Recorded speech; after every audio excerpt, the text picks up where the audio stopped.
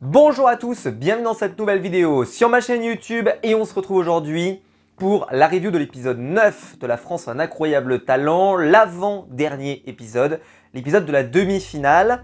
Un épisode qui sur le papier m'inquiétait un petit peu pour être tout à fait transparent parce que c'était un épisode qui nous promettait d'être assez long puisqu'il y avait 15 numéros, seulement 9 d'entre eux allaient se qualifier mais donc ça faisait quand même une soirée avec 15 numéros. Si on part avec une moyenne donc de 2 minutes et quelques par numéro, alors il y a toujours les portraits, les machins, mais donc ça veut dire qu'il fallait quand même que ça s'enchaîne.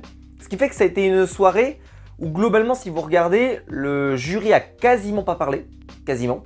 Parce que je pense qu'on leur a dit, il faut un peu qu'on y aille, quoi. Il faut un peu qu'on accélère le rythme, parce que malheureusement, si on perd trop de temps, si on peut machin, etc., voilà, c'est pour ça d'ailleurs que je pense que l'explication aussi, qu'il n'y a pas de célébrité parmi le jury par exemple.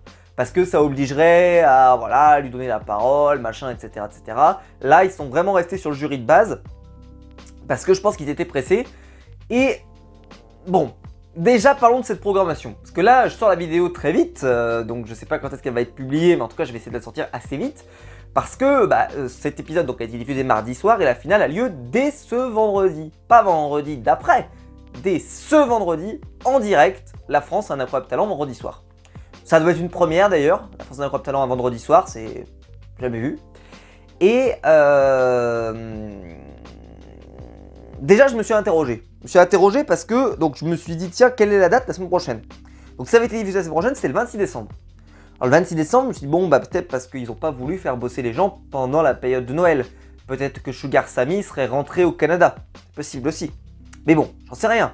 Mais parce que je me suis dit, ça se trouve, il y a peut-être un événement. Peut-être que je ne sais pas. Peut-être que le 26 décembre, il y avait un concert, un truc sur M6, enfin, j'en sais rien, mais non.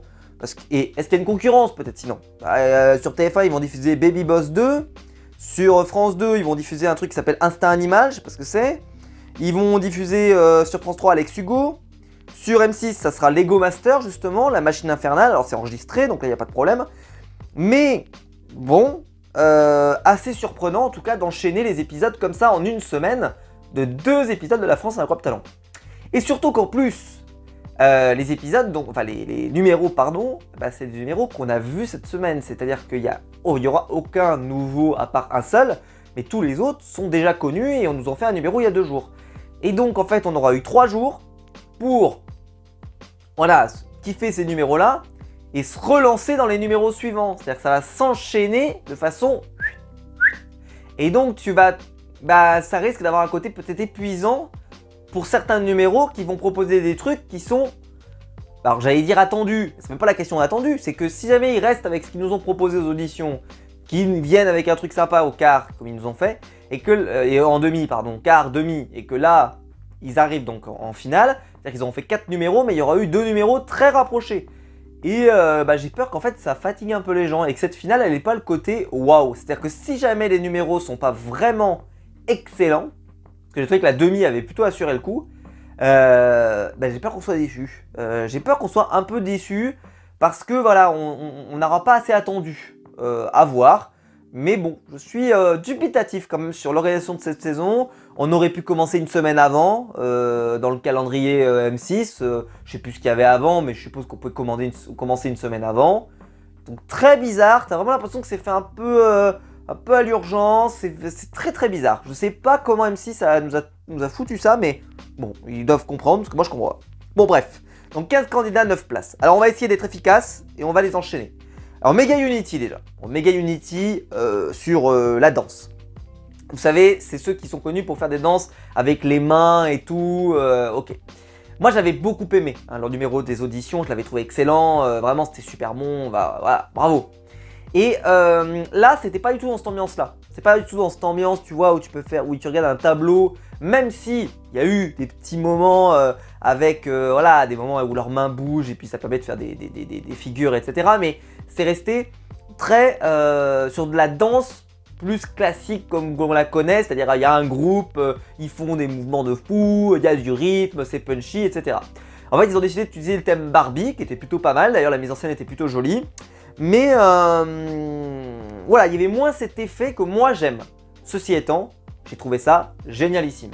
La mise en scène était top, la choré était top, C'était punchy, c'était super. Je me suis dit, eux, s'ils se qualifient pas, je comprends plus rien. C'était excellent, excellent. Ensuite, Tito Style qui est venu, donc celui qui fait son numéro avec le sabre. Donc là, il est venu faire une partie de son numéro avec les yeux bandés et tout. Bon, c'est assez spectaculaire, pourquoi pas. Mais alors là, bon, hein, je revérifie une ultime fois. Je vais pas taper dans le micro, mais Maxime, je sais pas, faudrait vérifier. Peut-être aller chez le médecin, peut-être, hein, parce que je crois que je n'ai plus de cœur, en fait. Je crois. Si jamais vous connaissez des infirmières, hein, parmi mes abonnés, attention, pas de trucs graveleux, hein. Je vous vois venir, je vous vois déjà, je vous vois. Mais pour vérifier s'il y a un cœur là-dessous, parce que là, il y a Maria James qui s'est mis à chialer. Il y a un mec, il joue avec un sabre comme ça, là et tout, elle s'est mis à chialer. Et moi, j'étais là, je l'ai trouvé sympa son numéro, évidemment, il était très bien. Mais jamais de la vie, je pleure devant ce truc-là, jamais. Je sais pas. Dites-moi dans les commentaires, hein. Est-ce que vous avez chialé devant ce truc-là?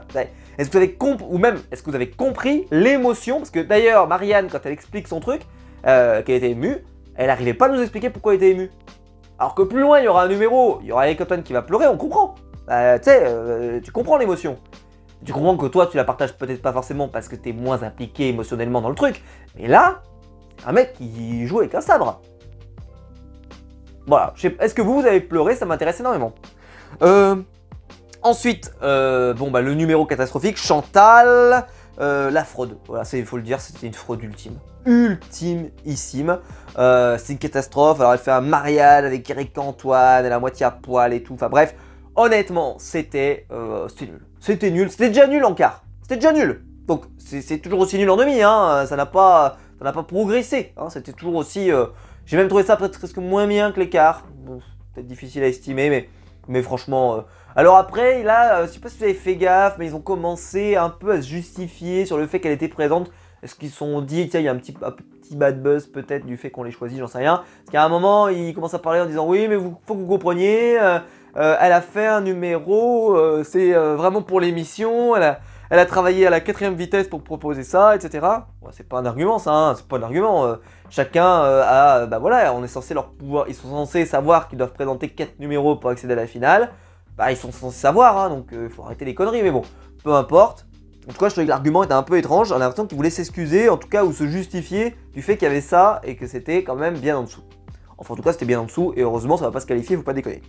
Ensuite, il y a le numéro d'Acro Yoga avec encore une fois un numéro, le main à main et tout, qui était très cool, très réussi, très sympa, beau moment, une belle alchimie entre les deux, comme d'habitude. Vraiment, c'était excellent. Ensuite, il y a les soignantes donc qui chantent en trio, Vivre pour le meilleur. C'était excellent. C'était excellent. Voilà, elles ont super bien chanté, etc. Je suis pas un grand fan du chant dans La France un incroyable talent, mais c'était quand même très bien. C'était plutôt cool, voilà. Après, c'est pas le genre de numéro qui me transporte. C'est ce que je vous ai expliqué, c'est que pour le chant, il faut vraiment qu'il y ait un truc en plus. Ce qu'il n'y a pas là, par exemple, c'est un cas, voilà. Il n'y a pas ce truc en plus que moi je recherche. Donc, personnellement, j'ai aimé, mais je suis pas, voilà. Je veux dire, vivre pour le meilleur. J'ai déjà vu des chanteurs, même dans La France incroyable talent, de chanter un peu mieux que ça. Ensuite, la barre russe avec The Crows. Toujours un numéro qui est relativement efficace. Sans être le truc dont je suis le fan hardcore, hein, je l'avais déjà dit les dernières fois, hein, c'est que c'est un numéro qui est sympa, la barre russe c'est plutôt cool, mais ça me transporte pas non plus de façon extraordinaire, mais c'est quand même cool. C'est quand même cool. J'ai trouvé que déjà c'était plus punchy cette fois-ci, donc plutôt sympa, d'avoir plus d'énergie, plus de trucs. Voilà, peut-être que ça nous annonce une finale un peu spectaculaire, avec des mouvements assez rapides, etc. On verra, mais en tout cas il y a une belle évolution. Et j'ai un peu peur par exemple parce que ce numéro, je trouve que c'est un numéro qui est assez répétitif, voilà, je trouve que ce qu'on l'a vu en quart, on l'a vu en demi, et là on l'a vu en finale, et j'ai un peu l'impression que c'est un peu répétitif. Est-ce que vraiment en finale on va pouvoir voir quelque chose de différent, ou est-ce qu'on va se retrouver avec un truc qu'on a un peu le sentiment d'avoir déjà vu il y a 3 jours, parce que c'est ce qu'on a vu il y a 3 jours, c'est le risque ma pauvre Lucette. Donc voilà. Ensuite, alors il y avait Marcoby en coulisses, vous savez, le magicien un peu gaffeur et tout, qui est déjà finaliste, je le rappelle, hein, donc voilà, c'était marrant de le voir dans les coulisses. Ensuite, il y a Marie-Josée et Jason qui avaient fait une danse, pour ceux qui se souviennent, sur les violences conjugales et tout, et qui avait été Golden Bud et tout. Et là, il arrive, il attrape sa femme, enfin la femme, il l'attrape, et il la jette au sol. Ouais, ça m'a fait comme ça, j'ai fait... Oh, pardon madame. Oh. Mais il faut que vous alliez voir ça, parce que j'arriverai jamais à vous le mimer de la manière... C'est vraiment, il attrape la femme et bam. Et là, elle bouge plus. Chaos technique, bonjour madame, au revoir. Et en fait, il va danser avec une sorte de fille qui est en cadavre, c'est-à-dire qui est... il n'y a plus personne, tu vois, c'est... Mais elle bouge quand même. Et tu vois, en fait, elle a suffisamment les bras, tu vois, souples comme ça, pour que on sente qu'elle est... et ben, qu'elle est plus dans son corps, en fait, tu vois. Mais tout en étant, bah, en fait, en réalité, en contrôle et en suivant son partenaire. C'était pour moi d'une difficulté que j'avais jamais vue. Ah mais jamais vu. C'était incroyable. On aurait dit qu'elle était KO, hein. Qu'elle était KO, KO technique. Mais non, parce que ça se sentait qu'elle était encore dans son corps, mais c'était tellement bien fait que j'ai été transporté par ce numéro. J'ai été transporté par ce numéro, vraiment l'un des meilleurs numéros de la saison. Ah, sans aucun doute. Oh, j'ai marché, mais il a marché le gars, il a marché. Pour pas cher en plus. Référence au dîner de con, si vous l'avez. Tout en fait. Ensuite, voilà. Ensuite, Geneviève qui arrive, donc la chanteuse qui faisait des bruitages et qui a une belle voix une belle voix forte, tu vois. Et bon, elle a décidé de faire un peu une ambiance western. Moi perso, j'ai pas accroché ultra, surtout au tout début de sa proposition.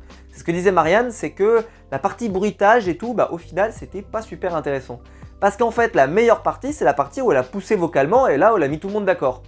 Ce qui fait que si tu regardes la construction du numéro, au début t'es pas fou et après elle a fini très fort. Ce qui fait que dans le numéro quand même à la fin tu gardais quand même le positif dans ton souvenir, tu vois, tu sais, tu terminais par la bonne note. Mais c'est vrai qu'au début j'étais un peu du style... Ouais, j'étais dans mon canapé, je faisais, ouais, c'est pas incroyable. Ouais, je suis pas transporté par ce numéro. Mais voilà, la fin, par sa puissance, etc., bah, j'ai été convaincu. Ensuite, Antoine Dono, donc l'imitateur qui était venu, et qui, lors des quarts de finale, s'était fait reprendre de façon un peu sèche par Jérémy Ferrari. Où Jérémy lui avait dit que c'est dommage que ce soit un nouvel imitateur, mais qui arrive avec des voix qui sont des voix un peu éculées, des voix qu'on connaît, des voix qui sont voilà, les héritiers, vous savez, des Yves Lecoq, des Nicolas Canteloup, des Laurent Gérard, excusez-moi. Tu vois, ces gens qui ont souvent eu des voix un peu similaires. Et quand Marc-Antoine Lebré, par exemple, est arrivé, je l'avais dit quand il était passé, mais Marc-Antoine est arrivé avec des nouvelles voix, les voix de Cyril Hanouna, etc., etc. Il l'avait même chopé pour le faire venir au Guignol. Et donc, il avait été un peu sec. Il le dit d'ailleurs dans son portrait en disant Jérémy a été un peu rude, un peu sec. Mais il dit mais je l'ai entendu et donc je vais venir avec des nouvelles propositions d'imitation. Et son numéro, déjà je le dis tout de suite, il était exceptionnel. C'était un numéro incroyable. J'ai absolument adoré. J'avais jamais vu Jérémy Ferrari être imité.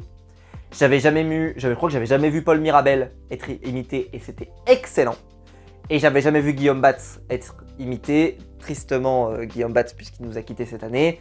Très triste parce que j'aurais pas pu aller le voir j'aurais adoré aller le voir en spectacle. Je sais qu'il était, c'est ce qu'on disait, c'est qu'il était prévu pour faire la tournée du trio avec Jérémy, Baptiste Le Caplin et Arnaud de sa mère. Ça aurait dû être la tournée à 3,5 et ils auraient mis Guillaume.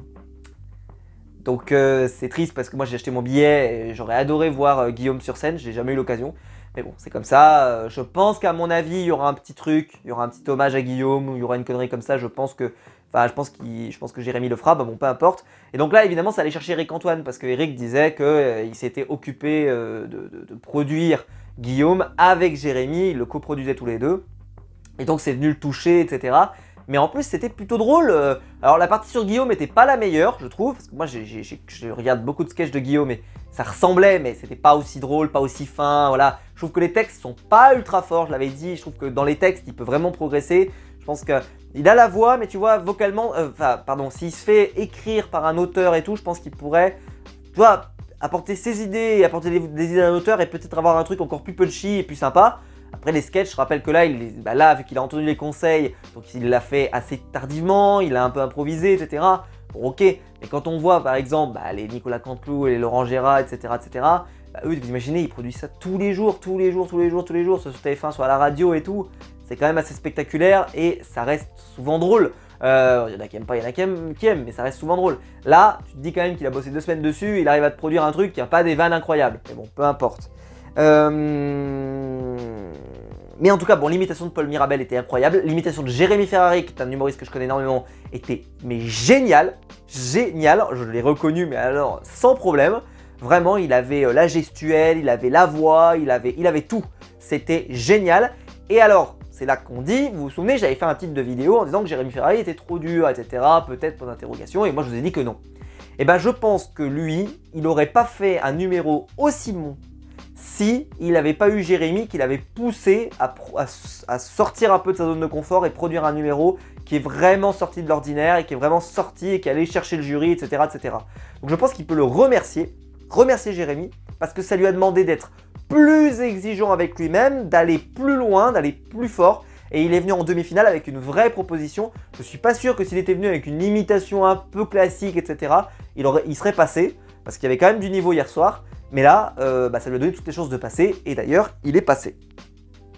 Ensuite, duo ring, bon, toujours très efficace, hein, le numéro, les anneaux, machin, etc. Je ne vais pas rentrer dans le détail, mais c'est toujours aussi efficace. Mais pareil, j'ai qu'une peur, c'est que eux, ils vont repasser dans 3 jours. Et dans 3 jours, les gens, j'ai peur que ça soit un peu la même. Parce que y a quand même des limites dans les figures qu'on peut faire, comme pour la barre russe. J'ai un peu peur. Ensuite, il y avait le retour donc, de l'imitateur avec IA, avec la tête donc, de l'ensemble de tous les membres du jury et plus uniquement Sugar Sammy, puisqu'ils avaient Sugar Sammy, ils avaient Marianne James, ils avaient Eric Antoine qui marchait pas super parce qu'Eric Antoine il a une tête bien plus grosse, etc. Bon, peu importe. Moi j'avais beaucoup aimé aux auditions et là honnêtement je trouve que ça avait un peu perdu sa magie, pour être honnête. Alors il a une voix sympa, hein, faut le reconnaître, mais je sais pas, ça m'a perdu sa magie quoi. Donc la première fois tu vois ça te saisit, ça te cueillit, t'étais pas prêt, donc t'es cueilli sur le vif. Et là on le savait, tu vois, et bon, parce que c'est pas du texte, tu vois, c'est juste du chant en fait. Donc en fait l'IA, elle apporte un truc sympa, mais par exemple qu'est-ce qu'ils vont montrer en finale? Là ils ont montré tout le jury. Donc ils vont faire quoi en finale? Ils vont mettre la tête de Macron peut-être, j'en sais rien, je sais pas, mais j'essaie de deviner en me disant voilà, qu'ils pourraient faire une connerie un peu comme ça. À voir, mais j'ai pas l'impression, ou alors Karine Le Marchand, est-ce que c'est vraiment drôle? J'en sais rien. Mais bon, on verra ce que ça donne. Mais c'est vrai que j'ai pas été plus emballé que ça. J'ai aimé, mais voilà, c'était pas ma cam, et donc j'étais pas surpris qu'à la fin il soit dans le ballottage un peu défavorable. Ensuite, un numéro de main à main sur le thème de l'immigration, avec donc 2 danseurs noirs qui racontaient une sorte de naufrage et tout. Alors c'est vrai que Marianne a sous-entendu plus ou moins alors elle n'a pas du tout aimé, déjà elle a défoncé le numéro, alors que je trouvais que franchement elle pleure pour l'autre au sabre. Mais ça, où t'as des migrants qui sont à moitié en train de se noyer, etc., là, ça la fait pas pleurer. Par contre, chercher la logique. Bon, je vais pas pleurer non plus, mais comme je vous l'ai dit, je pense qu'il faut que je consulte. Mon cœur est décédé. Il faut constat. Il y a un moment, Maxime, il faut se regarder dans le visage, dans le miroir. Désolé, mais ton cœur doit être décédé. Il n'y a pas d'autre explication logique. Donc voilà. Bon, ceci étant, c'était... j'ai bien aimé moi l'histoire, c'est-à-dire l'histoire qu'on m'a racontée. Par contre techniquement c'est vrai qu'avec les grosses structures, les gros machins, etc. ils ont misé beaucoup dessus et au final c'était un peu moins impressionnant. Vous voyez, il n'y avait pas cet escalier qui descend avec le mec sur la tête et tout, qui était assez spectaculaire, etc. Enfin, c'était moins impressionnant. C'était plus un show, mais moins impressionnant. Mais moi je suis rentré dedans quand même. Je suis rentré dans cette histoire, ils sont venus me chercher, ils sont venus m'emmener. Et j'ai pas passé un mauvais moment, bien au contraire. Bien au contraire. Ensuite, d'ailleurs, je crois qu'ils ne sont pas qualifiés, hein, c'est ça, oui, ils ne sont pas qualifiés exactement. Ensuite, il y a eu Monica, donc la personne âgée qui vient chanter. J'ai trouvé que c'était bien, mais moins lyrique que ce qu'on a eu les autres fois. Et puis, je sais pas, la chanson m'a semblé moins forte, elle m'a moins marqué. C'était bien. Et comme je vous l'ai expliqué, moi c'est vrai que le chant c'est pas forcément pour ça que je regarde La France Incroyable Talent. Donc ça me marque peut-être un peu moins. Mais ça reste tout à fait intéressant et je dirais, elle a mérité sa place, hein, il n'y a pas de doute là-dessus, il n'y a pas de problème. Ensuite, Marceau Vidal, donc qui arrive avec son élastique un peu original et tout. Bah c'était vraiment pour moi l'un des plus beaux numéros du style qu'on a eu, voilà, parce qu'on a eu beaucoup de numéros, la barre russe, machin, etc. Enfin tu vois, des numéros un peu de cirque quoi. Pour moi c'était le plus beau. Parce qu'il avait la plus belle mise en scène, c'était magnifique avec du blanc, machin, c'est très très beau. Je vous encourage à aller le voir parce que vraiment c'était un numéro qui m'a transporté. Je trouve qu'il a vraiment misé, ça aurait été un numéro je pense de finale hein, parce qu'il était vraiment magnifique. J'espère qu'il sera aussi bien son numéro. Toujours le risque comme je vous l'ai dit de se répéter un peu et qu'en finale on ait un peu l'impression que la soirée va se ressembler.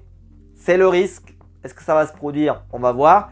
Mais il y a quand même un risque, qu'il n'y ait pas de step-up vers la finale et que donc on se retrouve avec un truc qu'on a l'impression d'avoir vu il y a 3 jours. Et parce que c'est le cas, on l'a vu il y a 3 jours.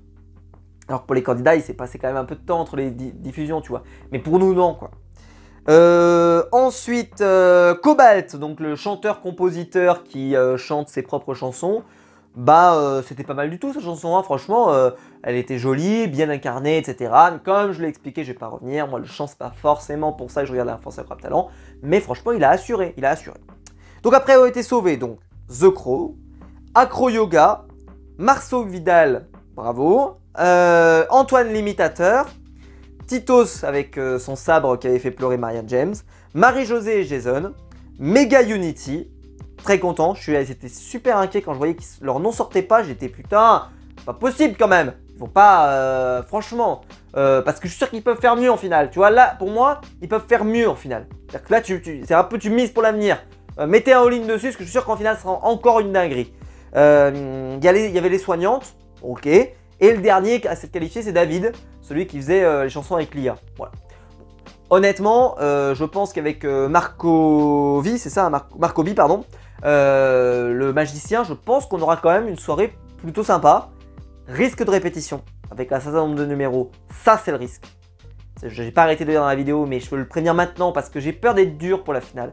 C'est-à-dire de voir des numéros qui sont pourtant bons, qui sont pourtant sympas, peut-être des gens par exemple qui n'ont pas vu la saison et qui vont regarder que la finale et qui vont se dire la finale c'était quand même une folie, et que nous, ayant vu l'intégrale, on en arrive à la conclusion, quand on va le voir, de se dire « ouais, pas ouf ».